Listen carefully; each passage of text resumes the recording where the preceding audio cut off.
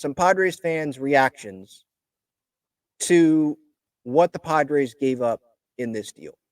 And I tweeted out earlier today, I'll ask the dumb question that gets asked after big trades. Did the Padres win the Jason Adam deal? Again, JD Gonzalez, Dylan Lesko, Homer Bush Jr., they go to the Rays. And I say it's a dumb question because it is a dumb question to ask immediately after a deal gets done, who won the deal? Who knows? It's based off performance. We don't know. You know, did we know at the time who won the, I don't know, let's say the Joe Musgrove deal? Who won the Yu Darvish deal? Who won the Tommy Pham Jake Cronenworth deal? You just don't know at the time. But I got over 50 responses, and there were a lot of people that said no. Someone says here, at Friar Lounge says, on the surface, no. The Lesko down year did not help the Pods. AJ paid for multiple years of control. Jason Adam slots nicely into high leverage late inning spots, which I like. Great fastball changeup combo. To me, Bush trade hurts most.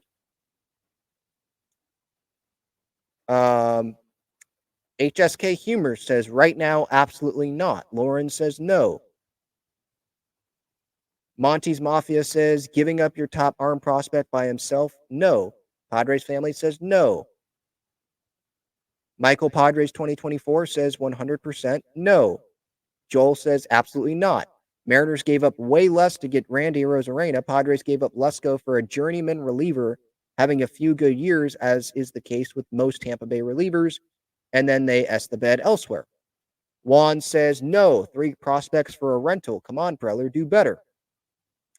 So what I'd say to those people that think the Padres lost the deal already, one, yeah, it's a few years, but to me, a journeyman guy is more like someone that's hopping team to team and is okay. He's not one of the best high leverage relievers, setup men in baseball. Jason Adam, he spent almost 3 seasons now with Tampa, and he has proven that he is one of the best setup men in baseball. He's not a rental. He's here for 2 more years after this season. He's barely making any money, which helps, obviously, with the whole luxury tax thing. And prospects are prospects. Do you want to give up Dylan Lesko and Homer Bush? No.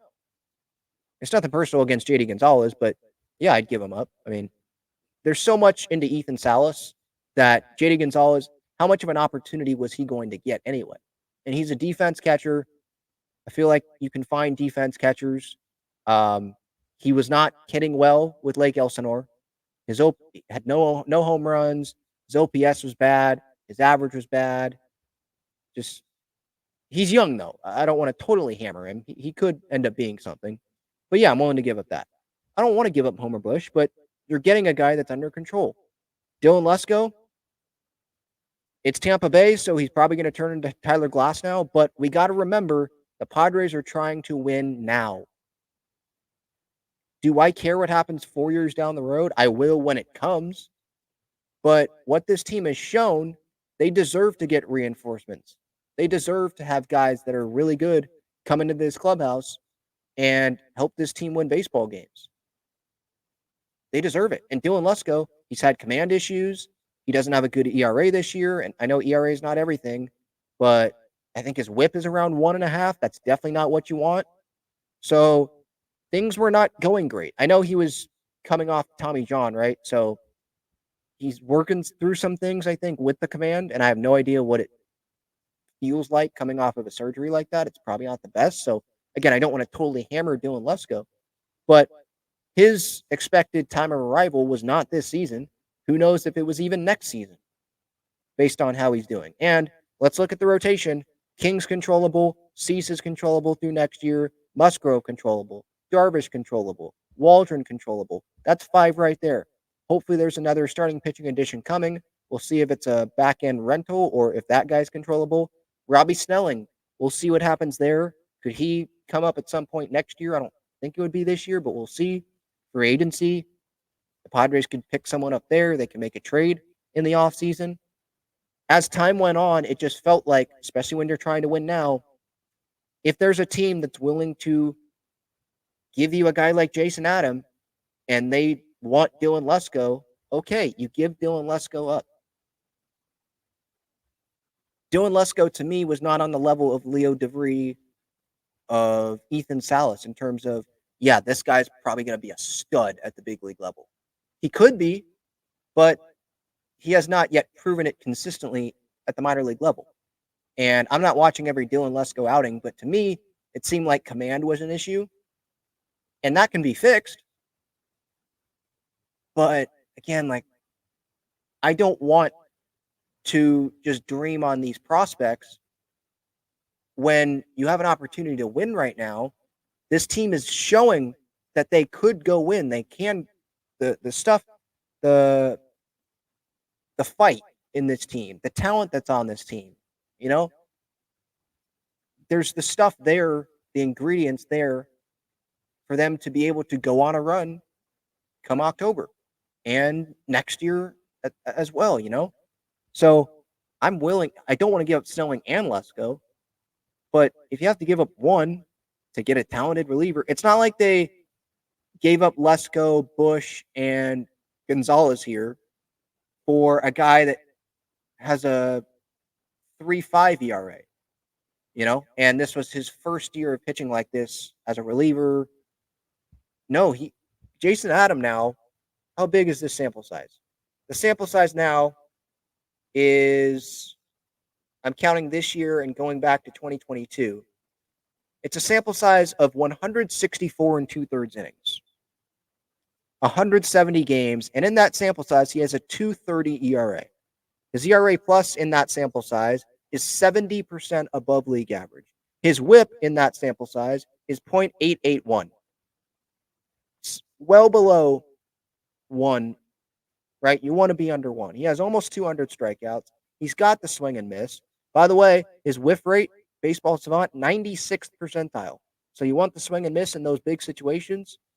You got it there with Jason Adams. So to get something, you have to give up something.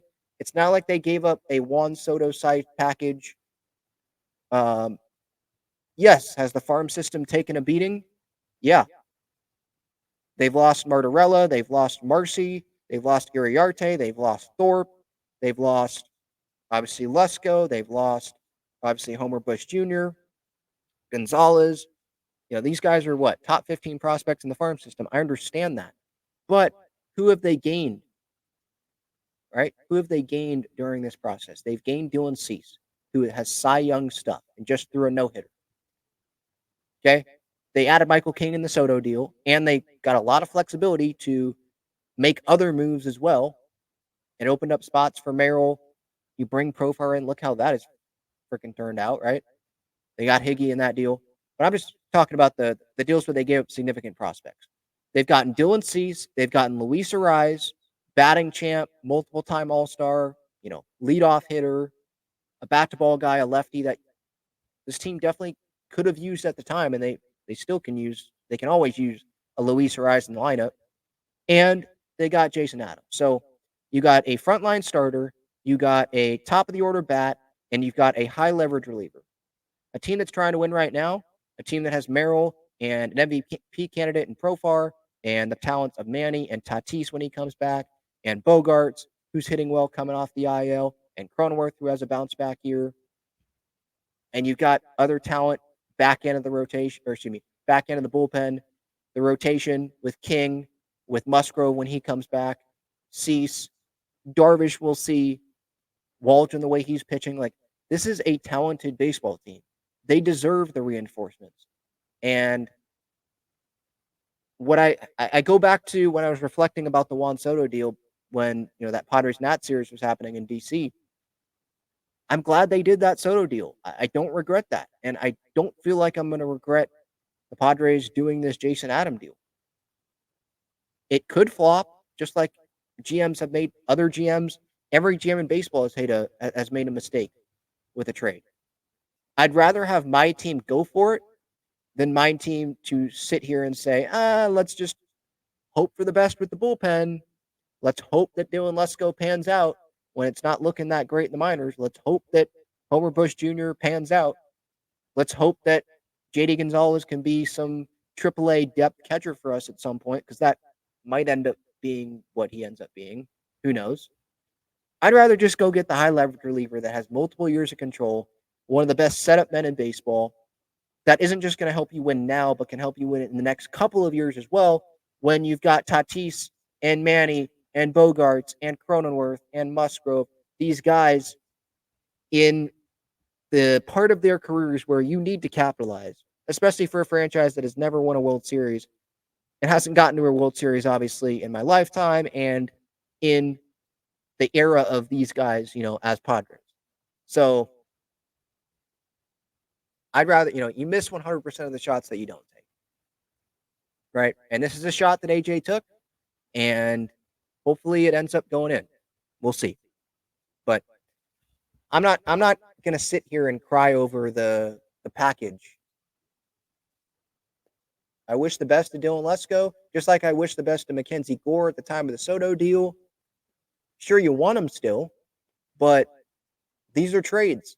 I feel like sometimes in sports, fans think that their team needs to win the trade the day that the trade happens, and they forget that there's another team on the other side. The reason why this thing happened was because the other team thought that they got back a good package, and the Padres thought they got back what they wanted. Trades are supposed to be even. Trades are not supposed to be won by one side. It's not supposed to be lopsided. Or else why would the team that lost the trade, they got blown out in the deal, let's say, why would they make the move?